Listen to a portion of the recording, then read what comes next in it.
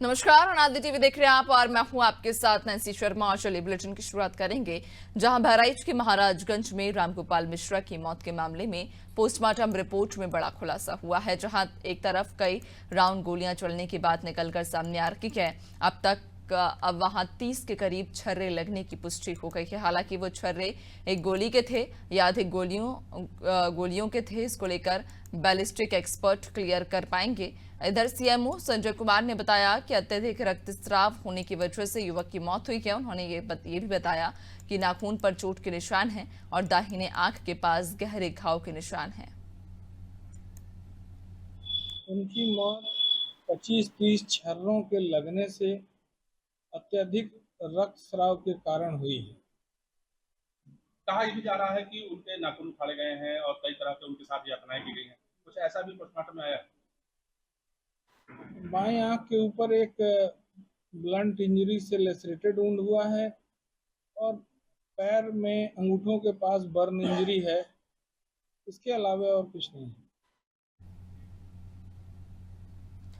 तो आपको बता दें कि बहराइच में हुए दंगे में जहां रामगोपाल की मौत के मामले में अब एक बड़ा खुलासा हुआ है। पोस्टमार्टम रिपोर्ट में दरअसल ये खुलासा हुआ कि रामगोपाल को न सिर्फ बेरहमी से पीटा गया था, बल्कि 30 छर्रे की बात की पुष्टि भी हुई है। हालांकि ये 30 छर्रे एक ही गोली से चलाए गए या अन्य बंदूकों से चलाए गए, इसको लेकर अभी स्पष्टता सामने नहीं आई है। वहीं डॉक्टरों का ये कहना है कि ज्यादा खून बहने की वजह से युवक की मौत हुई है। पोस्टमार्टम रिपोर्ट में और भी कई बड़े खुलासे हुए हैं, जहां रामगोपाल को करीब 30 छर्रे लगे। इसके अलावा पैर के नाखूनों में भी घाव के निशान हैं, दाहिनी आंख के पास भी घाव के निशान हैं मिले हैं। तो बेरहमी से युवक के साथ पहले मारपीट की गई, उसके बाद गोलियां दागी गई, जिसके कारण युवक की गंभीर स्थिति में मौत हो गई है। तो ये पूरा मामला बहराइच से जुड़ा हुआ, उस हिंसा से जुड़ा हुआ है। दरअसल बहराइच में जब हिंसा भड़की तो हिंसा की आग अभी भी कई सारे इलाकों में सुलगती हुई नजर आ रही है। ज्यादा जानकारी लेंगे, सहयोगी विनोद हमारे साथ में जुड़ चुके हैं। विनोद, बहराइच में जिस प्रकार की हिंसा हुई वो वाकई अकल्पनीय थी, क्योंकि जिस तरह से दंगे भड़के, लोग आक्रोशित हुए, घरों को जलाया गया, कई निर्दोषों की जान चली गई है। और ऐसे में अब क्या कुछ अगर हम बात करें उस घटना के बाद, क्या स्थिति है उन इलाकों में, कैसा माहौल है, खासतौर पर जो इस युवक की मौत हुई, रामगोपाल मिश्रा कहा जा रहा है, जिसकी गंभीर स्थिति में मौत हुई है, उसकी पोस्टमार्टम रिपोर्ट में भी कई बड़े खुलासे हुए।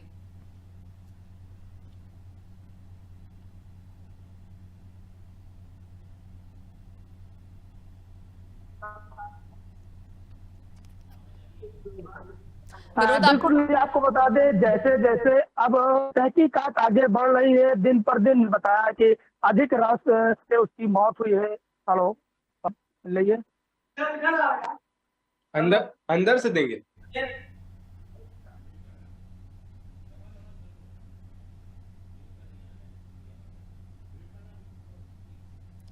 चलिए एक बार फिर से हम संपर्क साधने की कोशिश करेंगे। सहयोगी विनोद हमारे साथ में जुड़े हुए थे। आपको बता दें कि रामगोपाल मिश्रा को कहा जा रहा है कि जब पोस्टमार्टम रिपोर्ट सामने आई तो उस पोस्टमार्टम रिपोर्ट में कई बड़े खुलासे हुए हैं। कहा जा रहा है कि युवक को लगभग 30 छर्रे लगे थे। इसके अलावा युवक की बेरहमी से पहले पिटाई भी की गई थी। और एक बार फिर जानकारी लेंगे, सहयोगी विनोद हमारे साथ में जुड़ चुके हैं। विनोद, पोस्टमार्टम रिपोर्ट में वाकई ये बड़ा खुलासा हुआ, चूंकि इसके पहले तक कई तरह की बातें सामने आ रही थी कि युवक को गोली मारी गई, कई जगह ये कहा जा रहा था कि युवक पर चाकू से भी प्रहार किया गया। लेकिन जो रिपोर्ट सामने आई है वो वाकई चौंकाने वाली है। न सिर्फ युवक को गोलियों से दागा गया, बल्कि उसकी बेरहमी से पिटाई भी की गई, उसके साथ बर्बरता भी की गई है। बिल्कुल नहीं, से निश्चित तौर पे जैसे जैसे इन्वेस्टिगेशन आगे बढ़ रही है, नए नए खुलासे सामने आ रहे हैं। अभी जैसे कि सेमोन ने बताया कि 25 से 30 छर्रे उसके बॉडी से निकाले गए हैं और अधिक खून बहने के कारण उसकी मौत हुई है। उसके आंख के ऊपर भी चोट के निशान पाए गए हैं, पैर के अंगूठों पे चोट के निशान पाए गए हैं। तो निश्चित तौर पे बर्बरता हुई है, और क्योंकि जैसे जैसे ये इसकी तहकीकात पुलिस की आगे बढ़ेगी, इंक्वायरी बढ़ेगी, तो कई ऐसे रोचक खुलासे अभी होने को बाकी है, क्योंकि निश्चित तौर पे अब कार्रवाई तेजी से हो रही है। बहराइच जिला प्रशासन काफी तेजी से कार्रवाई कर रहा है इस मामले में। तो अब दिन पर दिन एक नए नए खुलासे भी हो रहे हैं। और सबसे बड़ी बात यह है नैन्सी कि इस पूरे घटनाक्रम का जो मुख्य आरोपी अभी तक पुलिस के पकड़ से दूर है, तो बहराइच प्रशासन, पुलिस प्रशासन को लगा है कि आरोपी की जल्द से जल्द गिरफ्तारी हो। नैन्सी, और तो बिल्कुल, यानी कि और वाकई में इस पोस्टमार्टम रिपोर्ट में जो बड़े खुलासे हुए हैं, अब देखने वाली बात रहेगी कि आखिरकार पुलिस मुख्य आरोपी को कब तक पकड़ती है और इस पूरे ही मामले पर आगे क्या कुछ कार्रवाई करती है। बहुत शुक्रिया आपका जानकारी साझा करने के लिए।